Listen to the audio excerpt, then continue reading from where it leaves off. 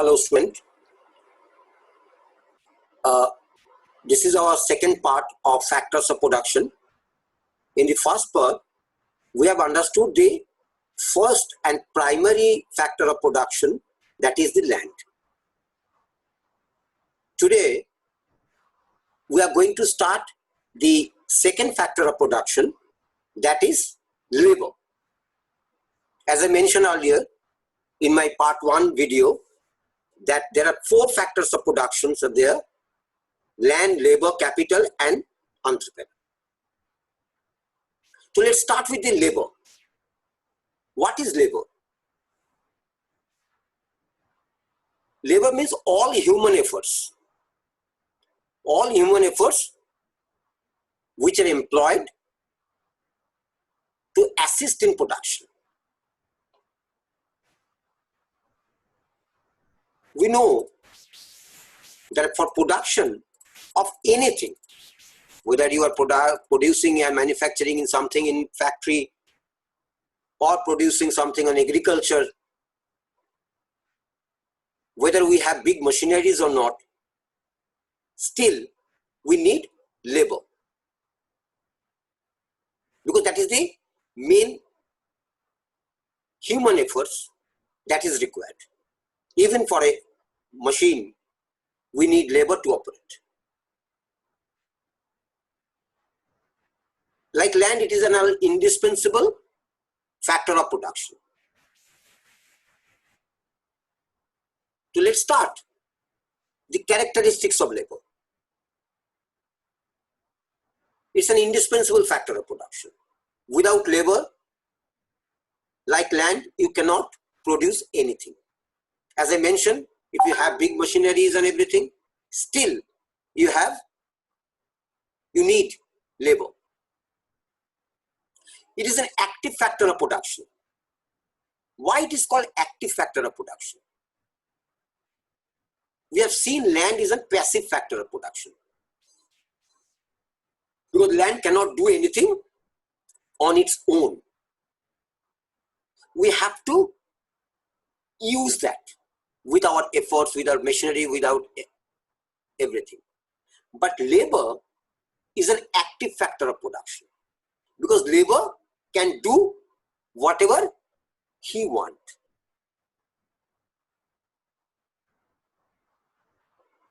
Labor is more perishable than any other factors of production. Why it is called perishable factor? Because labor cannot be stored. It cannot be stored. We have to hire labor, we have to employ labor to assist us in production. It cannot be stored. We cannot say, okay, we have stored certain manpower or man hours and we'll use whenever it's required. It cannot be like that. You have to employ labor when you require that. Clear? It cannot be separated from laborer.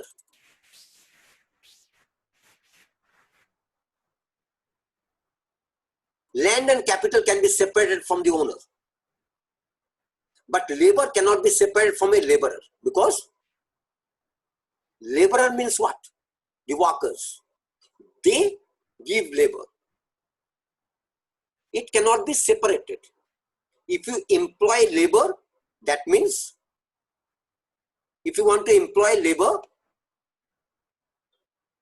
you have to hire a laborers. These are all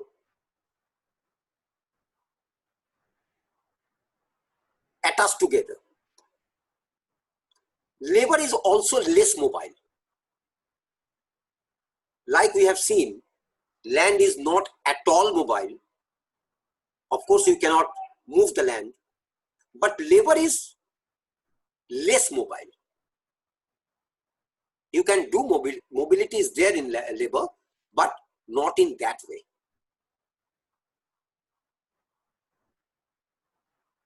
In economics, it is said that labor supply is inelastic. Why it is called inelastic? Because the supply of labor is often found inelastic in a country at a particular time. It means that the supply can neither be increased nor decreased if the need demands so.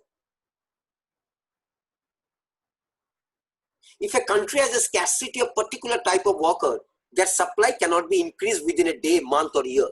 Suppose you need a specific skill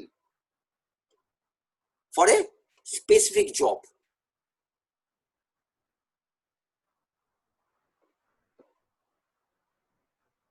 It may happen that you are not getting that particular skilled manpower on that moment.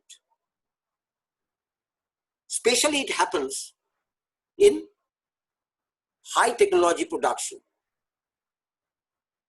where we need very high skilled manpower that is not easily available. It may take month, it may take year.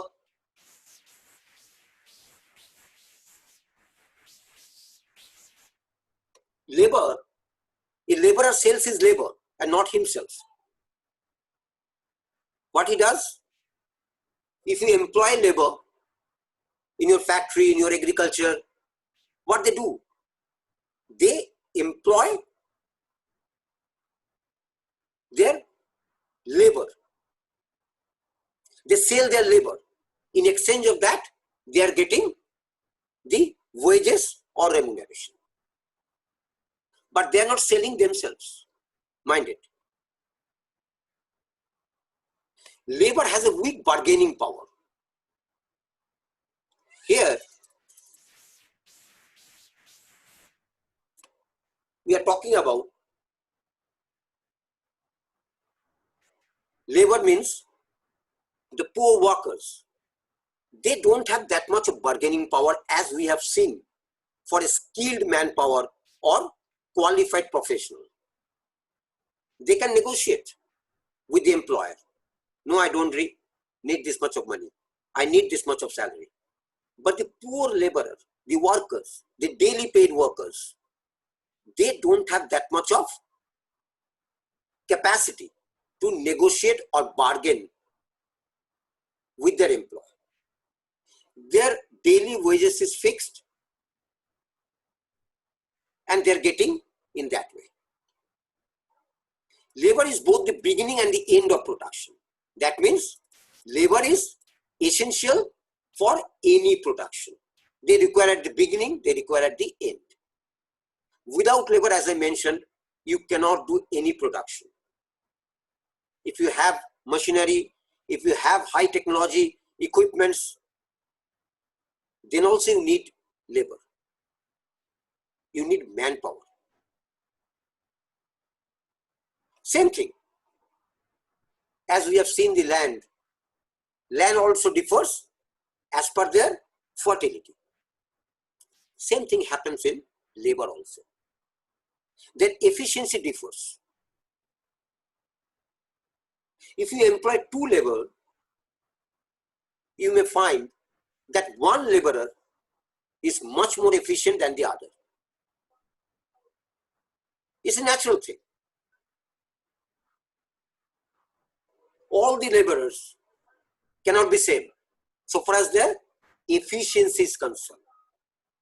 One may be skilled, highly skilled, one may be little lower than the other.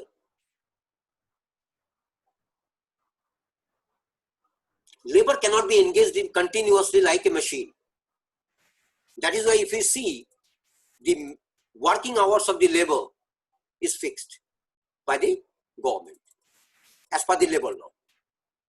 A machine can run 24 hours, but a laborer, a worker, cannot be employed for 24 hours. He cannot work like that. It's not a machine.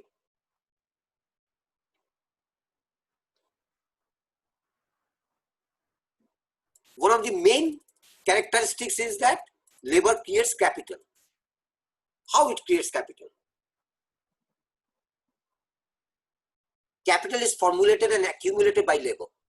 It is evident that labor is more important in the process of production than capital, because capital is the result of the working of labor. Because if the labor works, production will happen. If production happens, you can sell the product in the market, and by selling you can earn revenue. From that revenue, you can create the further capital after deducting your overhead expenses. That means labor is the one of the main factor of creation of capital. It is very difficult to calculate the cost of production of labor. Why it is like that? We can calculate the cost of production of a machine, but it is not so easy to calculate the cost of production of a labor. It is very difficult to calculate the cost of bringing up children as to how much is the total cost on his education, food and clothes. The parents are spending huge money on yourself, for your education, for your upbringings, for your clothes, your foods and everything. But after 20 years or after certain years, if someone asks how much you have spent on your child, very difficult to give you an actual figure. Same thing, labor. You cannot calculate how much labor is employed in the cost of production. Labor has no tangible form. It cannot be seen. A worker can be seen, but labor cannot be seen, because he is giving his man hours. It cannot be seen. What it can be seen? Only the output. What he is giving out of his man hours. There are few types of laborers there. Unskilled labor, semi-skilled, skilled and professional. Unskilled means the layman. They don't have any particular skill. Semi-skilled means they have some skill, but not that much. Skilled labor is perfectly trained labor. They know how to do the work in a better manner because they have been trained in that way. They are called skilled labor. Professional means the educated personalities who are employed in the corporate houses. So these are the labor characteristics, which is the second factor of production. In my next video, that is part 3 of this factor of production chapter, we'll discuss the capital part, which is also very much